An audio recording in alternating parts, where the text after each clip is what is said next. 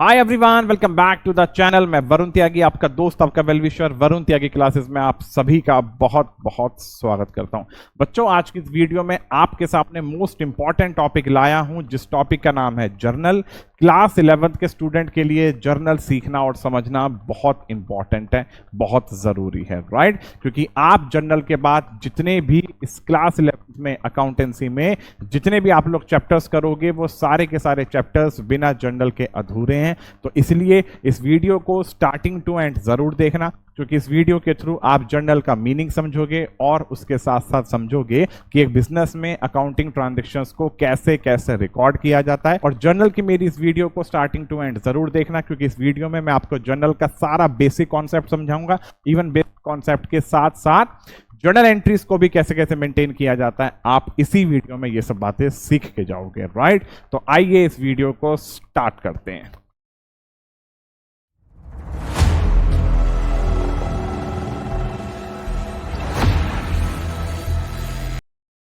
देखो, सबसे पहले मैंने यहां क्या लिखा है, ये मैंने जो भी बातें लिखी हैं मैं आपको एक बार वर्बली समझा देता हूं। एक बिजनेस के थ्रू जब भी किसी भी ट्रांजैक्शंस को रिकॉर्ड किया जाता है, हमेशा वही ट्रांजैक्शंस रिकॉर्ड होती हैं जो ट्रांजैक्शंस मनी की टर्म्स में मेजर हो सकती हैं, राइट?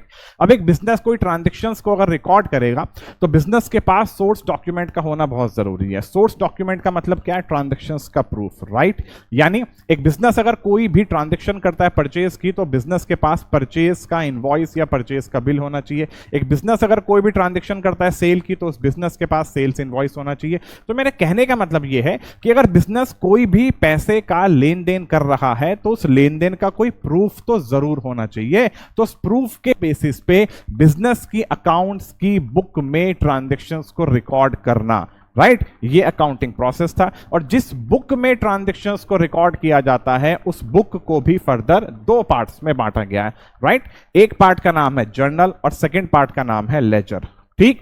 तो यानी जर्नल का मतलब क्या है? जर्नल एक ऐसी बुक है जिस बुक में बिजनेस सबसे पहले ट्रांजैक्शंस को रिकॉर्ड करता है, और जो भी ट्रांजैक्शंस रिकॉर्ड की जाती हैं वो डे टू डे बेसिस पे रिकॉर्ड की जाती हैं, राइट? एक बिजनेस में जब जब कोई भी ट्रांजैक्शन होगी, उस ट्रांजैक्शन को तभी तुरंत अकाउंट्स की बुक में रिकॉर्ड किया जाना जरूरी है। तो इसलिए जर्नल के लिए बोला जाता है कि जर्नल एक ऐसी बुक है जिस बुक में बिजनेस सबसे पहले ट्रांजैक्शंस को रिकॉर्ड करता है। देन जर्नल में ट्रांजैक्शंस को रिकॉर्ड करने के बाद बिजनेस उन्हीं ट्रांजैक्शंस को ट्रांसफर करता है लेजर में, राइट? तो यानी अगर जर्नल हमें मेंटेन करनी है, तो यानी जर्नल को मेंटेन करने के लिए आपको रूल्स ऑफ डेबिट और रूल्स ऑफ क्रेडिट, इन दोनों की ही नॉलेज का होना बहुत ज्यादा जरूरी है। तो अगर एक बिजनेस कोई भी ट्रांजैक्शन करेगा, यानी यानी अगर एक बिजनेस कोई भी ट्रांजैक्शंस को अगर रिकॉर्ड करता है, तो ट्रांजैक्शंस को रिकॉर्ड करने के लिए डेबिट और क्रेडिट के रूल्स की नॉलेज का होना बहुत ज्यादा जरूरी है, जिस बारे में मैं आपको ऑलरेडी अपनी फर्स्ट वीडियोस में मैं आपको समझा चुका हूं। इवन अकाउंट्स के इंट्रोडक्शन की मैं फर्स्ट वीडियो में ही आपको समझा चुका था कि डेबिट और क्रेडिट के क्या रूल्स होते हैं, राइट? तो यानी जर्नल का मतलब क्या है, आपको डेफिनेटली क्लियर हो गया होगा। अब चलते हैं बोर्ड पे। जो मैंने बातें लिखी हैं वो सारी की सारी बातें मैं आपके सामने डिस्कस करता हूं। Business transactions that can be measured, business transactions that can be measured in terms of money are recorded in the books of account on the basis of evidence such as bills of purchase, invoice for sales, agreement, debit note, credit note। इस debit note और credit note का meaning आप अभी समझ नहीं पाओगे। मैं आने वाले टाइम में आपको डेबिट नोट का भी मीनिंग समझाऊंगा, क्रेडिट नोट का भी मीनिंग समझाऊंगा। मैं आपको यहां यही सब बातें समझाना चाह रहा हूं कि अगर एक बिजनेस में कोई भी ट्रांजैक्शंस रिकॉर्ड की जाती हैं, तो वो वही ट्रांजैक्शंस रिकॉर्ड की जाएंगी जो ट्रांजैक्शंस मनी की टर्म्स में होंगी। और उसके साथ साथ अगर ट्रांजैक्शंस को भी रिकॉर्ड किया जाता है, तो ट्रांजैक्शंस को हमेशा से एविडेंस के बेसिस पे ही रिकॉर्ड किया जाना जरूरी है। जब तक कि बिजनेस के अंदर सोर्स डॉक्यूमेंट नहीं होंगे, यानी ट्रांजैक्शन का प्रूफ नहीं होगा, आप बिजनेस में ट्रांजैक्शन को रिकॉर्ड नहीं कर सकते, राइट? तो बिजनेस में अगर ट्रांजैक्शंस को क्या रिकॉर्ड किया जाता है, तो ट्रांजैक्शंस रिकॉर्ड होती हैं दो टाइप की बुक्स में, जिसमें से एक बुक का नाम है जर्नल और सेकंड बुक का नाम है लेजर, राइट? तो जर्नल एक ऐसी बुक है जिसमें ट्रांजैक्शंस को रिकॉर्ड किया जाता है क्रोनोलॉजिकल ऑर्डर में। क्रोनोलॉजिकल ऑर्डर का मतलब क्या होता है कि डे टू डे बेसिस पे ट्रांजैक्शंस को रिकॉर्ड किया जाएगा। That is in the order in which they are entered, उसी ऑर्डर में ही ट्रांजेक्शंस को रिकॉर्ड किया जाएगा जिस ऑर्डर में ट्रांजेक्शंस हुई हैं। यानी जब जब या जिस जिस दिन कोई भी ट्रांजेक्शन होगी तुरंत उस ट्रांजेक्शन को अकाउंट्स की बुक में रिकॉर्ड किया जाएगा। जिस बुक में रिकॉर्ड किया जाता है उसे जर्नल का नाम दिया जाता है, and journal is called the books of original entry, right. Since all transactions are initially recorded in it, तो यानी कि सबसे पहले बिजनेस में अगर कोई भी ट्रांजेक्शन होगी उस ट्रांजेक्शन को सबसे पहले जिस बुक में रिकॉर्ड किया जाता है उस बुक का नाम है जर्नल। और अगर ट्रांजेक्शंस को रिकॉर्ड किया जाएगा तो रूल्स ऑफ डेबिट और रूल्स ऑफ क्रेडिट के बेसिस पे ही ट्रांजेक्शंस को रिकॉर्ड किया जाएगा अकाउंट्स की बुक में। The transactions recorded in the journal are transferred in the ledger, right. जब किसी ट्रांजेक्शंस को अगर जर्नल में रिकॉर्ड किया गया है तो जर्नल में ट्रांजैक्शंस को रिकॉर्ड करने के बाद ट्रांजैक्शंस को ट्रांसफर किया जाता है जिस बुक में, उस बुक का नाम है लेजर। तो इसलिए लेजर एक बिजनेस के लिए प्रिंसिपल बुक है अकाउंट्स की, as any accounting information can be extracted from it. यानी एक बिजनेस के अंदर हम कोई भी अकाउंटिंग इंफॉर्मेशन को मेंटेन करते हैं वो सारी की सारी अकाउंटिंग इंफॉर्मेशन लेजर से ही निकलती है, लेजर से ही फाइंड आउट होती है। लेजर मेंटेन करने के बाद जो उसके बैलेंसेस होते हैं या जो उसके आंसर्स होते हैं उसके आंसर्स को ही हम फर्दर डिफरेंट टाइप की बुक्स में रिकॉर्ड करते हैं। तो यहां मैं आपको फिलहाल समझाना चाह रहा हूं जर्नल का मीनिंग। तो आप लोग जर्नल का मीनिंग डेफिनेटली समझ चुके होंगे, एक ऐसी बुक जिस बुक में बिजनेस के थ्रू सबसे पहले ट्रांजैक्शंस को रिकॉर्ड किया जाता है, राइट। अब एक बिजनेस के थ्रू जर्नल को तो मेंटेन किया जाता ही जाता है, लेकिन ऑल्टरनेटिवली एक सेपरेट जर्नल्स में भी maintain to record particular type of transactions. मेरी बातों को बड़ी समझदारी के साथ सुनना कि अगर एक पर्सन का बिजनेस छोटा है, स्मॉल स्केल का है, तो उसे सिर्फ जर्नल मेंटेन करने की ही जरूरत है। एक बिजनेस में ट्रांजैक्शन बहुत थोड़ी थोड़ी होंगी, उन सभी ट्रांजैक्शंस को उसे रिकॉर्ड करने के लिए उसकी एक ही बुक काफी है जिस बुक का नाम है जर्नल। लेकिन जैसे जैसे बिजनेस ग्रो करने लगता है उस बिजनेस में ट्रांजैक्शंस बहुत लार्ज स्केल की होने लगती हैं, राइट। जैसे एक बिजनेस बहुत फास्ट अगर ग्रो करता है तो उस बिजनेस में अगर कोई ट्रांजैक्शन होती है क्रेडिट परचेज की, कोई ट्रांजैक्शंस होती है क्रेडिट सेल्स की, कोई ट्रांजैक्शंस होती है परचेज रिटर्न की, कोई ट्रांजैक्शन होती है कैश की, कोई ट्रांजैक्शन होती है सेल्स रिटर्न की। तो इन स्पेसिफिकली ट्रांजैक्शंस को रिकॉर्ड करने के लिए बिजनेस एक स्पेसिफिकली बुक मेंटेन करता है जिस बुक का नाम होता है स्पेशल पर्पस बुक। तो यानी कि हम जर्नल को फर्दर कुछ पार्ट्स के अंदर डिवाइड कर देते हैं, और जर्नल को फर्दर कुछ पार्ट्स में भी डिवाइड करने के पीछे रीजन क्या है कि जब बिजनेस अपनी बहुत सी ट्रांजैक्शंस को जर्नल में ही मेंटेन नहीं कर पाता, राइट। तो इसलिए यहां पे एक बात मेंशन की गई है कि ट्रांजैक्शंस को रिकॉर्ड किया जा सकता है एक जर्नल में, ऑल्टरनेटिवली अगर सेपरेट जर्नल्स में भी maintain to record particular type of transactions, यानी कि हम सेपरेट जर्नल्स को भी मेंटेन कर सकते हैं पर्टिकुलर टाइप ऑफ ट्रांजैक्शंस को रिकॉर्ड करने के लिए। जैसे क्रेडिट परचेज को रिकॉर्ड किया जाएगा परचेज बुक में, क्रेडिट सेल्स की ट्रांजैक्शंस को रिकॉर्ड किया जाएगा सेल्स बुक में, परचेज रिटर्न की ट्रांजैक्शंस को रिकॉर्ड किया जाएगा परचेज रिटर्न बुक में, and so on. So these separate journals are called special journals और special purpose book and often called subsidiary book, right. तो इस टाइप के बुक्स को हम लोग नाम देते हैं क्या, सब्सिडरीज बुक या स्पेशल पर्पस बुक, राइट। तो जर्नल का मीनिंग आपको डेफिनेटली समझ में आया। अब जर्नल मेंटेन कैसे करते हैं ध्यान से देखना। ये एक आपके सामने जर्नल का फॉर्मेट है, date, particular, ledger folio, amount. इसका मतलब क्या है, जिस दिन कोई भी ट्रांजैक्शन होती है यहां पे तो वो डेट आ जाती है, जो भी ट्रांजैक्शंस होती है वो ट्रांजैक्शन पर्टिकुलर हेड के अंदर आ जाती है। कैसे आती है अभी के अभी समझाऊंगा थोड़ी देर में। जिस पेज नंबर की वो ट्रांजैक्शंस है उस पेज नंबर की ट्रांजैक्शंस को हम, जिस पेज नंबर की वो ट्रांजैक्शन है उस पेज नंबर को हम लेजर फॉलियो के अंदर मेंशन करते हैं। उस पेज नंबर को आप लेजर फॉलियो का यूज ज्यादातर कंप्यूटराइज्ड अकाउंटिंग के अंदर किया जाता है। फिलहाल आपके लिए लेजर फॉलियो मेंटेन करना जरूरी नहीं है, राइट। अब जितने अमाउंट की ट्रांजैक्शन है उस अमाउंट से जो अकाउंट डेबिट होगा उसको तो यहां डेबिट कर दिया जाएगा, और उस अमाउंट से जो अकाउंट क्रेडिट होगा उस अमाउंट को यहां मेंशन कर दिया जाएगा, राइट। तो अगर आपको जब जब जर्नल मेंटेन करनी होगी, जर्नल को मेंटेन करने का यही तरीका होता है, ये एक इसका फॉर्मेट है। यहां से हम लोग सीरियल वाइज ट्रांजैक्शंस को डे टू डे बेसिस पे जिस जिस दिन सीक्वेंस की फॉर्म में ट्रांजैक्शंस होती हैं उन ट्रांजैक्शंस को सीक्वेंस की फॉर्म में यहां रिकॉर्ड करते चले जाते हैं, राइट। एक छोटे से एग्जांपल्स के फॉर्म में मैं आपको समझाता हूं, ध्यान से देखना। पहले इसे रब करते हैं।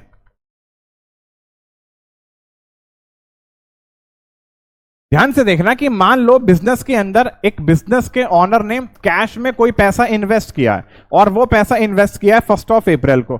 तो यहां डेट आ गई 1 अप्रैल ऑफ द फाइनेंशियल ईयर, मान लो फाइनेंशियल ईयर 2024 है, राइट। एक बिजनेस में पैसा इन्वेस्ट किया गया है तो बिजनेस में कैश आ गया, तो कैश अकाउंट डेबिट, और कैश के साथ साथ बिजनेस में कैपिटल भी आई है। मान लो बिजनेस के मालिक ने बिजनेस में 10 लाख रुपए इन्वेस्ट किए हैं, तो ट्रांजैक्शन से जो अकाउंट डेबिट होगा उस अकाउंट को डेबिट कर दिया, ट्रांजैक्शन से जो अकाउंट क्रेडिट होगा उस अकाउंट को क्रेडिट कर दिया। अभी अभी मैंने आपको समझाया था कि ट्रांजैक्शंस को अगर रिकॉर्ड किया जाता है तो वो रूल्स ऑफ डेबिट और रूल्स ऑफ क्रेडिट के बेसिस पे किया जाता है। तो बिजनेस में अगर कैश आता है, कैश एसेट्स है, एसेट्स बढ़ती है तो हमने क्या कर दिया, डेबिट। और बिजनेस में कैपिटल भी इन्वेस्ट हुई, कैपिटल के लिए क्या रूल होता है, कैपिटल बढ़ती है तो क्रेडिट, राइट। तो यानी ट्रांजैक्शन को इसी तरीके से रिकॉर्ड किया जाता है। फर्दर एक और छोटे से एग्जांपल के साथ समझाऊं, ध्यान से देखना। मान लो बिजनेस कोई भी गुड्स खरीदता है 60,000 रुपीज के, बिजनेस ने गुड्स खरीदे 4 अप्रैल को, तो यहां पे क्या डेट आ जाएगी, 4 अप्रैल, 4 अप्रैल 2024। बिजनेस अगर गुड्स खरीदता है, गुड्स खरीदने का मतलब है कि बिजनेस का खर्चा, राइट, खर्चे का नाम क्या हो गया, परचेज,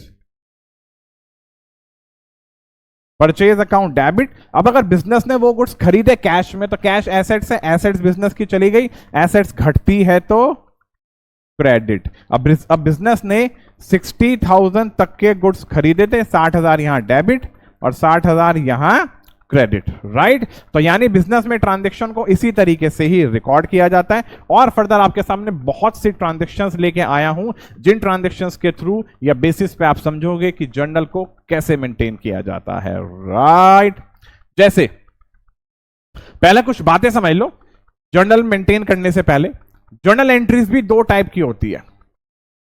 जर्नल एंट्रीज का मतलब क्या है कि एक बिजनेस के थ्रू अगर कोई भी ट्रांजैक्शंस रिकॉर्ड की जाती हैं बिजनेस में, एक बिजनेस के थ्रू अगर कोई भी ट्रांजैक्शंस रिकॉर्ड की जाती हैं बिजनेस में, तो ट्रांजैक्शंस को जर्नल की बुक में रिकॉर्ड करना या एंटर करना उन ट्रांजैक्शंस के लिए जर्नल एंट्रीज बन जाता है, राइट। तो यानी ट्रांजैक्शंस को रिकॉर्ड करना कह लो या जर्नल एंट्री मेंटेन करना कह लो, बात एक ही है। तो आप समझना कि अगर जर्नल एंट्रीज को हमें मेंटेन करना है तो जर्नल एंट्रीज भी 2 टाइप की हैं, सिंपल जर्नल एंट्री और compound journal entry. Simple journal entry वो एंट्री होती है जिसमें एक अकाउंट डेबिट होगा और दूसरा अकाउंट क्रेडिट होगा, दैट्स इट। और हमेशा इक्वल अमाउंट से ही होते हैं। कैसे, अगर एक बिजनेस के द्वारा 5,000 तक के गुड्स खरीदे गए हैं कैश में, तो हमने इस ट्रांजैक्शन की एंट्री को पास कर दिया कि purchase account debit to cash 5,000। अभी अभी मैंने आपके सामने जो भी एग्जांपल्स लिए थे उन सभी एग्जांपल्स में मैंने सिंपल जर्नल एंट्री को पास करके दिखाया था।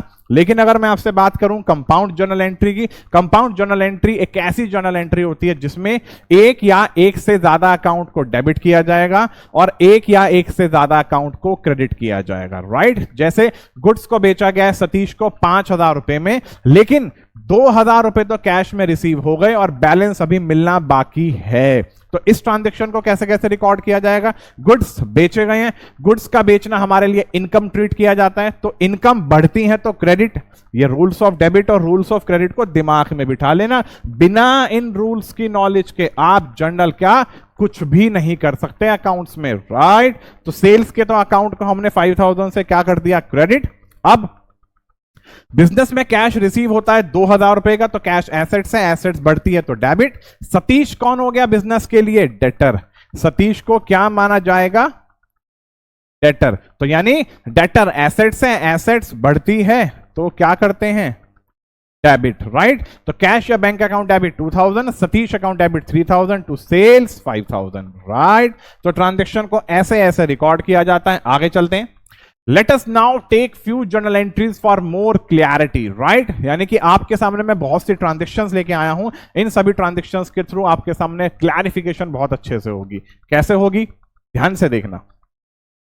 कैपिटल इंट्रोडक्शन, अगर एक बिजनेस में बिजनेस का मालिक कोई पैसा लगाता है तो उसकी एंट्री पास करते हैं cash account debit to capital. Cash business के लिए एसेट्स है, एसेट्स बढ़ी तो डेबिट, और कैपिटल बिजनेस के लिए कैपिटल या इवन लायबिलिटी होती है। चाहे कैपिटल का रूल कह लो या फिर लायबिलिटी का रूल कह लो, दोनों के ही रूल बिल्कुल सिमिलर हैं। कैपिटल या लायबिलिटी इंक्रीज होती है तो क्रेडिट, तो cash account debit to capital. Transactions को रिकॉर्ड करने का यही तरीका होता है, जर्नल एंट्रीज को मेंटेन करने का यही तरीका है, राइट। फर्दर आ जाओ, अमित ने बिजनेस में कैपिटल अब 1 लाख रुपए की इंट्रोड्यूस की है चेक के थ्रू, चाहे पैसा कैश के थ्रू डाला जाए या चेक के थ्रू, दोनों बिजनेस के लिए एसेट्स हैं, चाहे कैश हो या बैंक। तो इसकी एंट्री क्या होगी, bank account debit to capital 1 lakh, right. आगे चलते हैं, अमित ने फर्दर बिजनेस शुरू किया 50,000 के कैश के साथ और 2 लाख रुपए के चेक के साथ।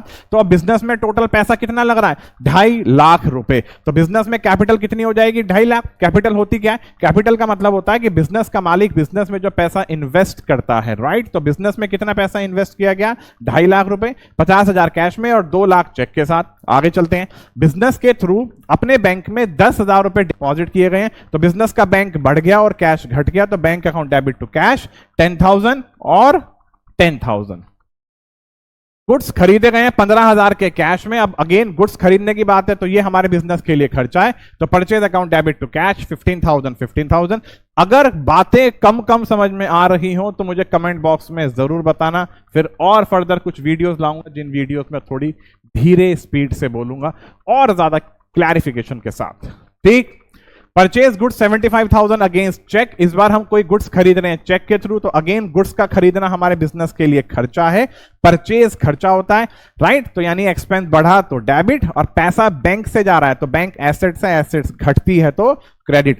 हमेशा याद रखना, जब भी ट्रांजैक्शंस को रिकॉर्ड करोगे, डेबिट और क्रेडिट के जो रूल्स होते हैं, सबसे बेस्ट रूल्स होते हैं मॉडर्न अप्रोच के। मॉडर्न अप्रोच में क्या होता है, एसेट्स और एक्सपेंस बढ़ती हैं तो डेबिट, घटती हैं तो credit, right. Liability income capital बढ़ती है तो क्रेडिट, घटती है तो डेबिट, राइट। तो इन रूल्स की नॉलेज का होना आपके लिए बहुत ज्यादा जरूरी है। 5,000 के गुड्स खरीदे गए हैं कैश में रमेश से। गुड्स इस बार एक पर्सन से खरीदे गए हैं, पर्सन का तो नाम है ही, साथ में कैश का भी नाम मेंशन है, तो अगेन गुड्स का खरीदना हमारे लिए खर्चा। Purchase account debit to cash 5,000, right. Next transaction पे आ जाओ, परचेज गुड्स 75,000 फ्रॉम रमेश। अब 75,000 के गुड्स खरीदे गए हैं रमेश से, यहां कहीं कैश का जिक्र नहीं है, तो गुड्स का खरीदना हमारे लिए खर्चा, यानी कि एक्सपेंस बढ़ा, एक्सपेंस बढ़ता है तो डेबिट, और रमेश से खरीदे लेकिन कैश में नहीं खरीदे, तो रमेश बिजनेस के लिए कौन हो गया, क्रेडिटर, राइट। तो क्रेडिटर बिजनेस के लिए लायबिलिटी होती है, तो रमेश बिजनेस के लिए क्या माना जाएगा, क्रेडिटर। क्रेडिटर कौन होता है, पैसे का लेनदार। ये पर्सन इन फ्यूचर हमसे पैसा लेगा तो हमारी लायबिलिटी बनती है कि हमें इस पर्सन को पैसा देना है। लायबिलिटी बढ़ी तो क्रेडिट। लायबिलिटी का मतलब देनदारी, मैंने आपको पहले भी समझाया था, जो पैसा हमें इन फ्यूचर देना है, जिस पैसे के अगेंस्ट में प्रेजेंट में ट्रांजैक्शन कर चुके हैं। अब रमेश से हमने कितने तक का माल परचेज करा था, 75,000 का, राइट। 75,000 में से रमेश को 7,500 रुपए का सामान हमने वापस कर दिया। रमेश कौन था, क्रेडिटर।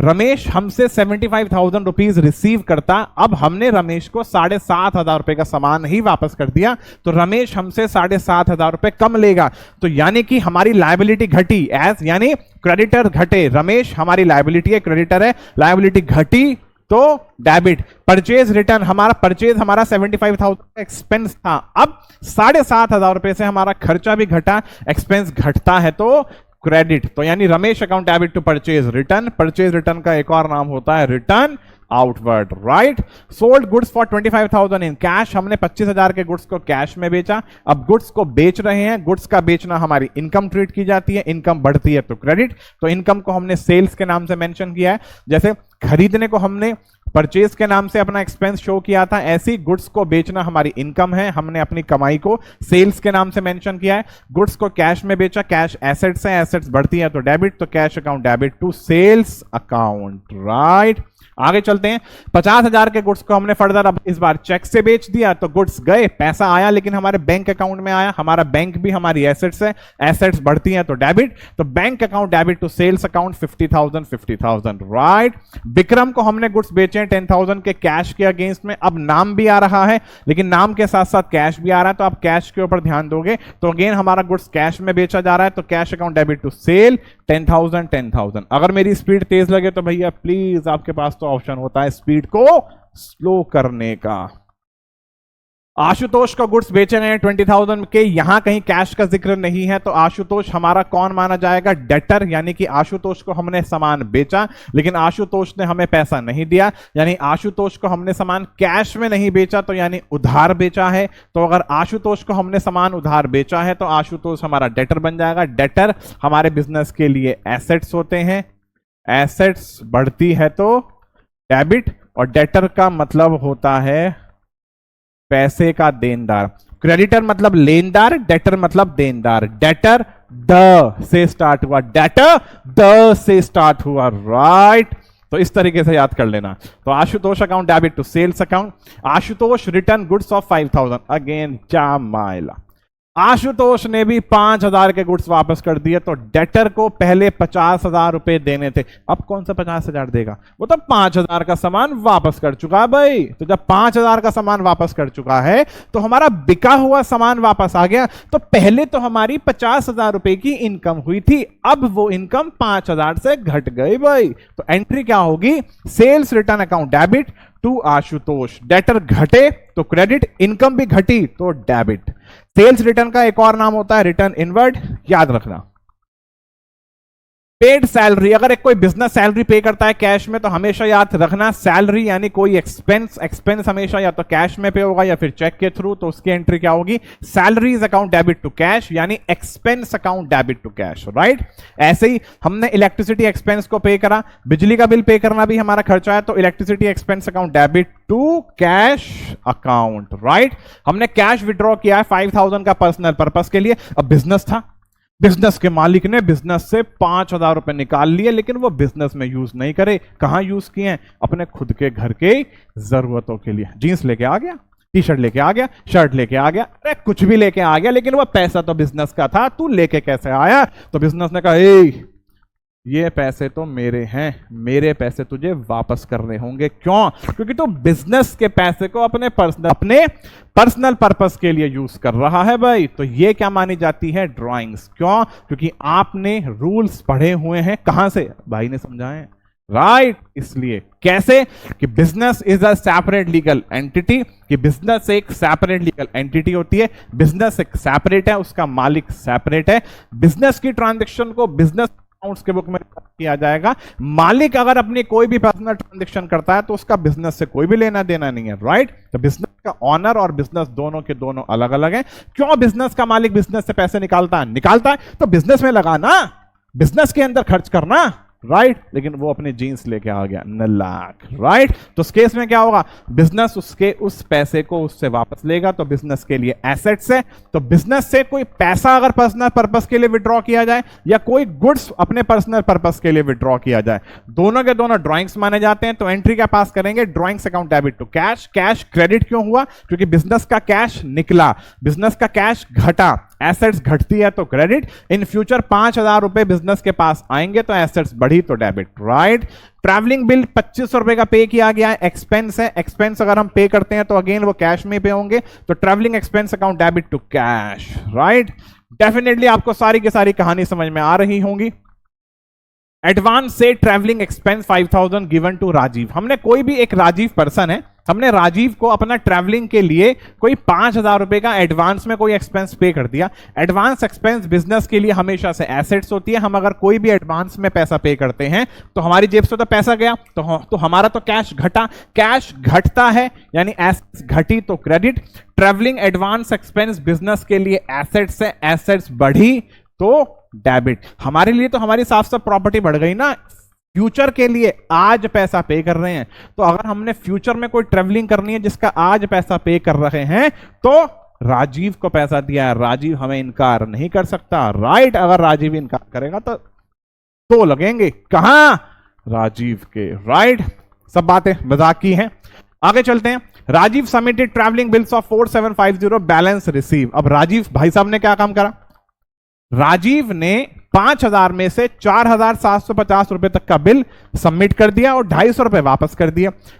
तो हमारा खर्चा यहां कितने का बैठा, 4750 का। तो travelling expense account debit, 250 rupees हमारे पास वापस आ गए, तो हमारे बिजनेस के पास कैश बढ़ गया, तो 250 से कैश बढ़ा तो डेबिट। पहले ट्रैवलिंग एडवांस एक्सपेंस को हमने डेबिट किया था, राइट। अब हम उसे क्या करेंगे, credit, right. Rajiv submitted travelling bill of 5500 balance paid. भाई वाह, बड़ी धाकड़ ट्रांजैक्शन है। इस बार राजीव ने पैसा ज्यादा पे कर दिया। अब अगर राजीव ने पैसा ज्यादा पे कर दिया और बैलेंस पेड का मतलब क्या है कि जो 500 रुपए बच गए वो हमने 500 रुपए पे किए हैं, तो हमारा खर्चा कितने का है, 5500 रुपए का, राइट। और हमारी जेब से 500 तक का कैश अलग से पे हुआ, तो हमारा 500 तक का कैश घट गया, और जो ट्रैवलिंग एडवांस एक्सपेंस था वो क्या होगा, अब 5000 से क्रेडिट। क्यों, क्योंकि हमने एडवांस में जो पैसा पे कर रखा था वो 5000 रुपए पे किए थे, लेकिन खर्चा हमारा उससे ज्यादा निकला। तो जितना ज्यादा एक्सपेंस होगा, तो जितना भी टोटल एक्सपेंस है हमने तो उसे डेबिट कर दिया। इससे लास्ट ट्रांजेक्शन में भी मैंने टोटल एक्सपेंस को डेबिट किया था, राइट। और एडवांस ट्रैवलिंग एक्सपेंस को हमने क्रेडिट कर दिया, क्योंकि पहले हमने डेबिट कर रखा था, तो अब उसे क्रेडिट ही करेंगे। तो ट्रैवलिंग एक्सपेंस 5500 से डेबिट, 500 तक का हमने कैश पे कर दिया, हमारी एसेट्स घटी तो क्रेडिट, और 2 travelling advance expense, right. Advance for machinery 25,000 by cheque to Kiran machines. Kiran machines को हमने 25,000 रुपए तक की मशीन के लिए एडवांस में कोई पेमेंट पे कर दी चेक के द्वारा, तो पैसा हमारे बैंक अकाउंट से जा रहा है। बैंक हमारी एसेट्स है, एसेट्स घटती है तो क्रेडिट, और हमने मशीनरी के लिए एडवांस में कोई पैसा पे किया है तो एडवांस एक्सपेंस ट्रीट करके कर लो, या हम कोई मशीनरी ले रहे हैं, मशीन भी हमारी एसेट्स है और एडवांस एक्सपेंस भी एसेट्स है, एसेट्स बढ़ती है तो डेबिट, राइट। मॉडर्न अप्रोच के रूल्स को सबसे पहले फॉलो करना बहुत इजी रूल्स हैं।